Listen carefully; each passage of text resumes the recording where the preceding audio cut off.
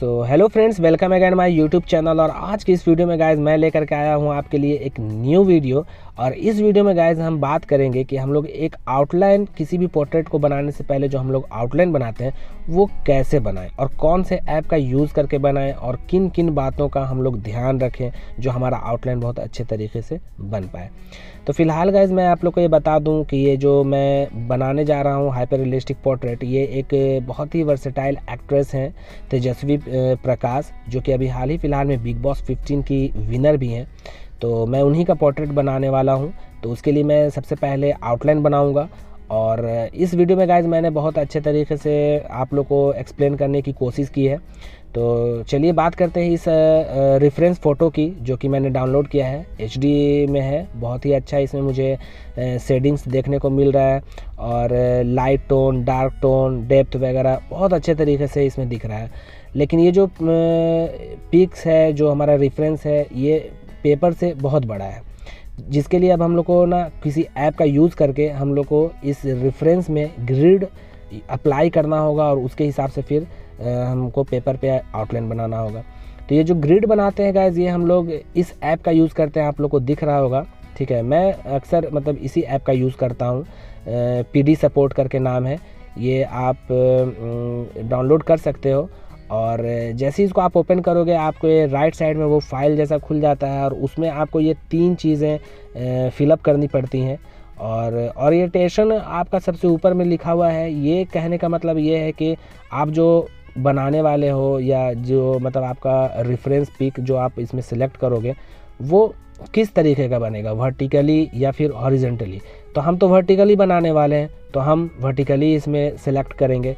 और इसके बाद पेपर साइज़ पूछा जाता है गाइस। तो यहाँ ऑलरेडी पहले ही से ऑप्शन रहता है कि आपका पेपर साइज़ कौन सा है, A5 है, A4 है, A3 है, इस तरह का बहुत सारा है। और सबसे नीचे अगर आप देखोगे, इसमें अभी आपको दिख नहीं रहा है, लेकिन सबसे नीचे अगर आप देखोगे तो उसमें कस्टम रहता है।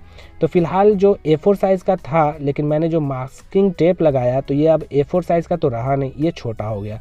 तो अब मैं क्या करूँगा ना, कस्टम डालूँगा उसमें, उसका भी ऑप्शन है उसमें, जो अभी मैं आपको थोड़ा देर में बताऊँगा। तो फिलहाल मैं इसका जो वर्टिकली जो हाइट है, इसका जो लेंथ, ये मैं मेज़र कर रहा हूँ। तो ये 27 सेंटीमीटर मुझे दिख रहा है और जो नीचे है ये 18 है। ठीक है, तो अब इसको हम लोग मिलीमीटर में चेंज करके ये जो साइज़ है ना सबसे नीचे में mm, इसमें हम डालेंगे। तो फिलहाल आपको बता चुका हूँ वर्टिकली करना है, वर्टिकल डालना है। साइज़ जो है सबसे नीचे कस्टम, और फिर जो साइज़ में है तो जो विड्थ है हमारा ये 18 सेंटीमीटर था, तो इसलिए हम लोग को 180 मिलीमीटर करके डालना होगा। और जो हाइट है वो 270, क्योंकि वो 270 mm हो जाएगा। फिर हम गैलरी ओपन कर देंगे, वो अपने आप ऑप्शन दे देता है। अब जब जाएंगे यहाँ पे हम, तो इसको अब हम लोग गाइज क्रॉप कर सकते हैं कि आप लोग को मतलब जो भी आप बना रहे हो आपको कितना बड़ा चाहिए। ठीक है, उस हिसाब से ये जो ऐप है ये खुद ब खुद उस पर ग्रिड बैठा देगा। तो मैं सेलेक्ट कर लिया, मुझे इतना बड़ा ही मतलब बनाना है। ठीक है, और आप लोग भी इस तरह से सिलेक्ट कर सकते हो जितना भी पोर्शन आपको बनाना है। और सबसे नीचे जो है ना ऑप्शन है क्रॉप, उस पर आप जैसे ही दबाओगे ये इंपोर्ट हो जाएगा इस ऐप में। अब जब इस ऐप को देखोगे आप, तो इसमें बहुत सारे ऑप्शन हैं। तो बहुत सारे हमारे काम के हैं, बहुत सारे हमारे काम के नहीं हैं। जैसे डायगोनल, ये हमारे कोई काम का नहीं है, तो इसको हम हटा देते हैं। ठीक है, अब आता है नंबर। भाई ये नंबर तो हमारे काम का है। ये पिज़्ज़ा, इसका भी कोई काम नहीं है। ये लॉक, तो ये जो लॉक है इसका करने का मतलब ये है कि आप जब जूम करोगे, जूम इन करोगे तो आपका कोई काम नहीं करेगा, ये लॉक है, तो इसको भी हटा देते हैं। ठीक है, अब जो आपको दिख रहा होगा ये, अब इसको भी आप हटा सकते हो। जो फाइल के बगल में जो दिख रहा है 4 डॉट, उसको दबाओगे तो वो हट जाएगा। ठीक है, ये देखो हट गया। फिर उसको लगाओगे तो फिर ये ऑप्शन आ जाएगा। अब ये जो 3 लाइन दिख रही है गाइज लेफ्ट में आपको, ठीक है, इस पर अब हम जाते हैं और इसमें ज़्यादा नहीं, 2-3 चीज़ें हैं जो बहुत इंपॉर्टेंट हैं।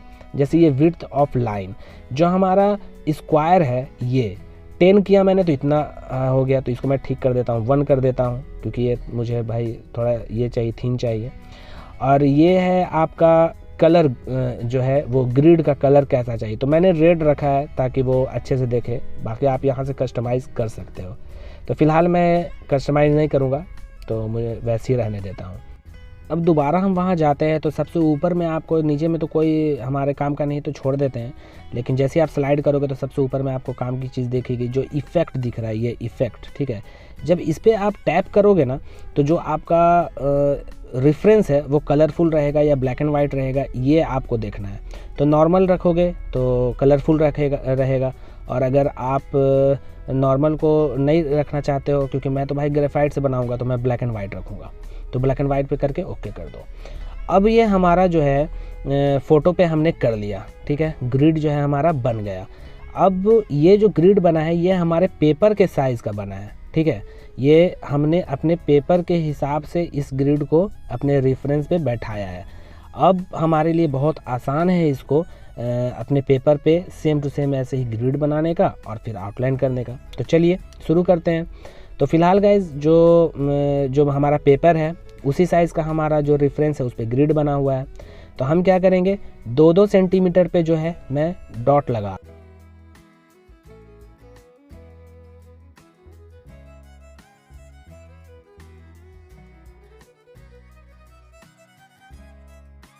फिलहाल गाइज मैंने डॉट दे दिया है, ठीक है। और मैं इसको अब हॉरिजेंटली और वर्टिकली, ठीक है, स्केल को लगा करके और लाइन खींच लूँगा, और इस तरीके से मेरा पूरा ग्रिड आराम से बन जाएगा। और फिर आप देखोगे कि सेम टू सेम आपका जो रेफरेंस में जितनी ग्रिड हैं, जितने सेल हैं, उतना ही आपका पेपर भी रहेगा। तो गाइस जैसा कि आप लोग देख रहे हो कि मैं बहुत केयरफुली और बहुत ही लाइट हैंड से अपना जो लाइन है वो खींच लिया हूँ, और ये जो हमारा ग्रिड है ये ऑलरेडी हमारा बन चुका है।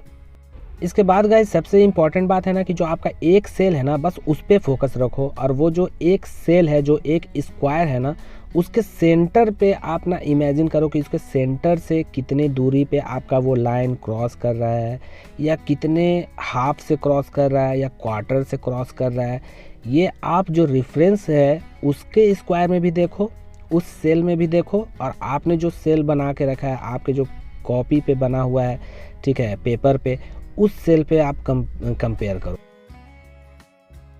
आपको बहुत ज़्यादा प्रैक्टिस करना पड़ेगा, क्योंकि ये ऑब्जर्वेशन पावर आपकी बहुत अच्छी होनी चाहिए इसके लिए। तो जैसा कि गाइस आप लोग देख चुके हो कि मैंने आउटलाइन कंप्लीट कर लिया है। तो मिलते हैं फ्रेंड्स इसके नेक्स्ट वाले वीडियो में।